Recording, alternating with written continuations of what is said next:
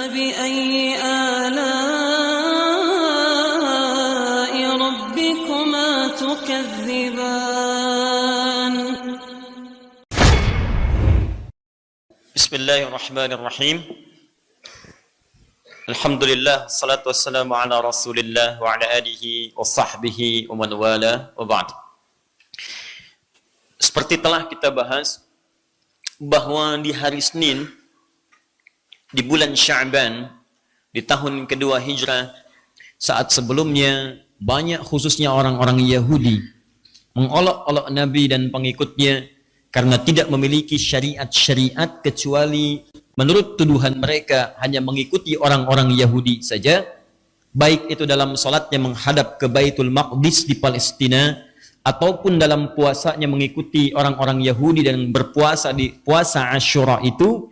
Maka Allah kemudian memberikan penjelasan dan menjawab semua tuduhan itu dan menurunkan ayat-ayat Al-Quran. Tentang solat diturunkan Quran surah kedua Al-Baqarah ayat 144 yang memerintahkan umat Islam pada saat itu untuk menghadap ke arah yang lebih mulia dibandingkan dengan Baitul Maqdis di Palestina. Baitul Maqdis mulia, tempat-tempat lain mulia, tapi ada satu tempat yang awal dibangunkan untuk manusia yang kemuliaannya melebihi tempat-tempat lainnya. Jika Anda datang ke sana, kata Allah, akan ada ketenangan, keamanan di dalam jiwa. Jika Anda hadir di sana, maka status Anda aman, dosa-dosa bisa diampuni, kemuliaan bisa didapatkan.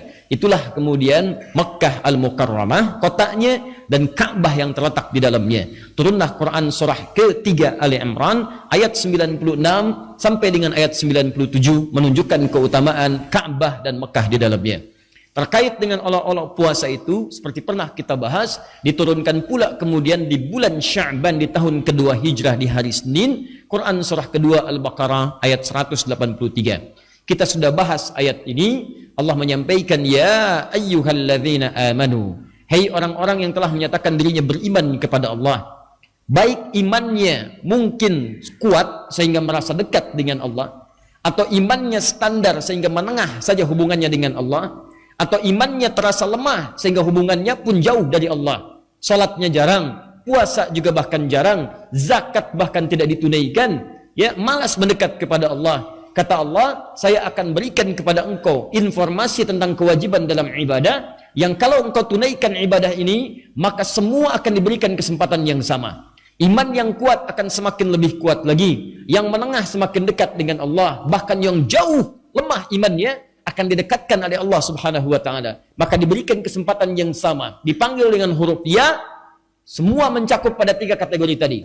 Maka Allah katakan, hei saya ingatkan ya, hei saya kuatkan ya, ayyuha alladzina amanu, orang-orang beriman tanpa kecuali, kutiba alaikumussyam, mulai detik ini akan diwajibkan bagi kalian menunaikan ibadah puasa. Ingat kalimatnya as-syam, kutiba alaikumussyam, mulai saat ini diwajibkan bagi kalian menunaikan ibadah puasa, ya, kama kutiba 'alal ladzina min qablikum la'allakum tattaqun. Ya, diwajibkan bagi kalian menunaikan ibadah puasa dengan ketentuan tertentu, aturan tertentu, punya keistimewaan yang tidak sama dengan waktu-waktu sebelumnya, punya kemuliaan yang tak terlukiskan. Orang-orang dulu pernah diberikan ibadah puasa, tapi yang ini istimewa. La'allakum tattaqun, kalau kalian sungguh-sungguh serius menjalani puasa ini, maka kalian berpotensi mendapatkan derajat takwa. Satu, dengan takwa itu kalian bisa bahagia. Wattaqullaha la'allakum tuflihun. Al-Baqarah 189. Dua, dengan takwa itu kalian mudah mendapatkan pengetahuan. Wattaqullaha yu'allimukumullah. Quran surah kedua ayat 282 di akhir ayatnya. Wattaqullaha wa yu'allimukumullah. Tiga, dengan takwa itu hidup kalian akan dijamin mudah, rizki kalian akan berlimpah. Wa may yattaqillaha yaj'al lahu makhraja wa yarzuqhu min haitsu la yahtasib. Quran surah ke-65 di akhir ayat kedua di awal ayat ketiga. Bahkan dengan takwa itu saya jamin, kata Allah, kalian akan mendapatkan anugerah surga yang saya siapkan bahkan seluas langit dan bumi. Wasari'u ila maghfiratin min rabbikum wa jannatin 'arduha as-samawati wal ardu u'iddat lil muttaqin. Segera kalian berevaluasi diri, segera kalian merenungkan, kalian mesti punya cita-cita kalau pulang nanti ke akhirat, kalian mendapatkan tempat di surga. Kata Allah, saya siapkan satu tempat di surga seluas langit dan bumi. Surganya untuk orang-orang takwa saja. Jadi ketika Allah meminta kita menunaikan puasa supaya serius ditunaikan untuk mendapatkan derajat takwa, tujuan utamanya bukan sekedar takwanya, tapi dengan takwa itu akan mengantarkan pada kemudahan hidup, kenyamanan hidup, rizki yang melimpah, bahagia, bahkan penambahan pengetahuan, dan puncaknya surga yang kita dambakan itu.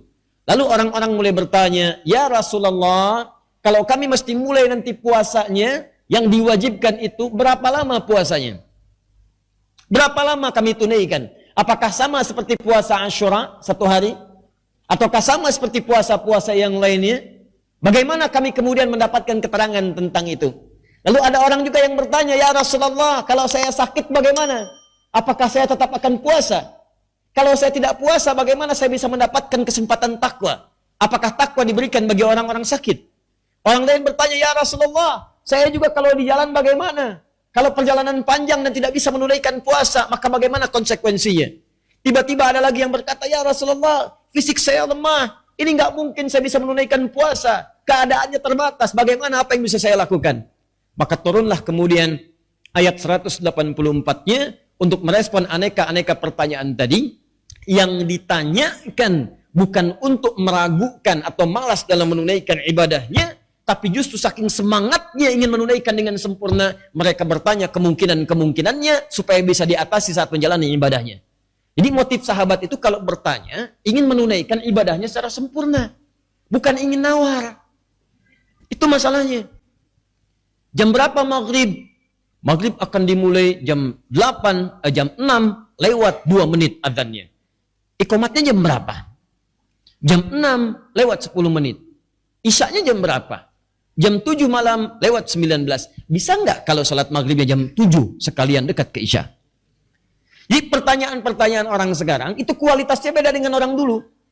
Orang dulu itu menanyakan kemungkinan-kemungkinan dalam ibadah supaya mereka bisa menunaikan secara sempurna. Saking pengennya sempurna, nanya dulu. Kalau kami begini bagaimana? Kalau ini seperti ini bagaimana? Ini tipikalnya bukan nanya buat nawar. Nanya komat supaya ngejar waktunya mendekat ke komat. Jumat tiba besok, yang ditanya adzan jam berapa? Jam berapa khatib naik ke atas mimbar? Adzan keduanya jam berapa? Belum datang dan nanya adzan kedua. Kenapa? Karena memetakan. Memang sih khutbahnya dimulai nanti adzannya jam 12 lewat 2. Cuman biasanya khatib naik itu jam 12 lewat 15. Jam 12.10 baru datang ke masjid. Dulu orang nanya waktu sholat itu supaya memetakan setengah jam sebelumnya datang ke masjid. Siap-siap dulu. Ini orang sekarang agak beda, mengamati keadaan. Siapa khatibnya nih? Ustadz Pulan, tenang aja, khutbahnya panjang, setengah jam. Ntar 20 menit sebelum masuk dia, khutbah kedua, baru datang. Ini jadi persoalan itu demikian. Apa masalah utamanya? Karena tidak mendapatkan motivasi. Dan tidak menilai ibadah sebagai sebuah prioritas dalam kehidupan. Dan yang paling fatal, tidak mempelajari dulu apa manfaat ibadah itu dalam kehidupan akhirat dan dunia yang dia jalani. Kalau yakin dengan semua itu, semangat kita menjalaninya. Coba teman-teman setiap Jumatan itu, lihat ayatnya. Kadang-kadang orang cuma melihat di ayat yang ke-9-nya surah ke-62 itu. Coba cek surah Al-Jumu'ah, paling kiri sebelah atas ayat 9 sampai dengan 11-nya. Orang melihat surah Al-Jumu'ah cuma ayat 9-nya aja, 10 dengan 11 gak dibaca. Silakan cek. Teman-teman, buka Quran surah ke-62 ayat 9 sampai 11. Ini agak sedikit saja saya sampaikan. Ya ayyuhalladzina amanu idza nudiya lis-salati min yaumil jumu'ati fas'au ila dzikrillah. Awas, lihat baik-baik kalimatnya. Hai orang-orang beriman, jika telah diseru Anda, idza itu kalau dengan fi'il madhi past tense maka bentuknya mudhari. Hati-hati. Kalau ada kata idza bentuknya past tense fi'il madhi, ya, itu maknanya mudhari, present atau future, akan. Contoh, idza jaa nasrullahi wal fath. Kata Allah, jika nanti tiba pertolongan Allah, yang dengan pertolongan itu kota Mekah akan ditaklukkan. Saat surat itu turun, surat An-Nasr, Mekahnya belum takluk. Baru turun, nanti akan ditaklukkan. Kapan? Nanti. Kalimatnya idza, setelah idza past tense, maknanya present. Ya, nanti future. Bisa nanti mudhari dalam bahasa Arab. Sama idza nudiya lis-shalah. Hai orang-orang beriman, jangan diartikan kalau sholat sudah diseru, bukan. Kalau nanti waktu Jumat sudah diketahui akan tiba, kamu siap-siap. Bicara menerjemahkannya bukan azan baru siap-siap. Ada yang menerjemahkan kalau sudah diseru sholat Jumat, siap-siap. Jadi cara menerjemahkannya keliru. Dia dengar azan dulu, begitu azan baru siap-siap. Ayat ini akan mengatakan kalau kamu sudah tahu Jumat nanti jam berapa, waktunya kapan, siap-siap. Mandi dulu, cari baju yang bagus, ya cari wewangian yang dibenarkan, siapkan waktunya. Apa yang penting di situ? Ayat rahasianya ayat 10 dan 11-nya. Rahasia terbesarnya ayat 10 dengan ayat 11, apalagi di ayat 11-nya. Maaf, di ayat 11 Allah janjikan, wa idza ra'au tijaratan aw lahwan faddu ilaiha. Qul. Lihat, qul ma indallahi khairum minal lahwi wa minat tijara wallahu khairur raziqin. Kalau ada orang-orang yang masih mengabaikan Jumat, gak mau Jumatan, masih sibuk dengan pekerjaan, ada yang cari dunia, ada yang dagang, ada yang main-main, ada yang mengerjakan apapun, kata Allah, katakan pada mereka, kalau mereka mau memprioritaskan Jumat, saya telah siapkan, saya ganti semua apa yang mereka anggap rugi. Saya siapkan yang terbaik untuk mereka, bahkan rizki yang tidak mereka ketahui. Kata Allah, apakah mereka mengerti? Kan saya yang punya rizki. Saya atur bagi mereka. Sama persis dengan Ramadan. Ketika orang bertanya, kapan puasanya? Kenapa begini? Bagaimana kalau saya sakit? Tujuannya adalah demi meraih keutamaan Ramadan. Bukan meninggalkan amalan yang telah disiapkan itu.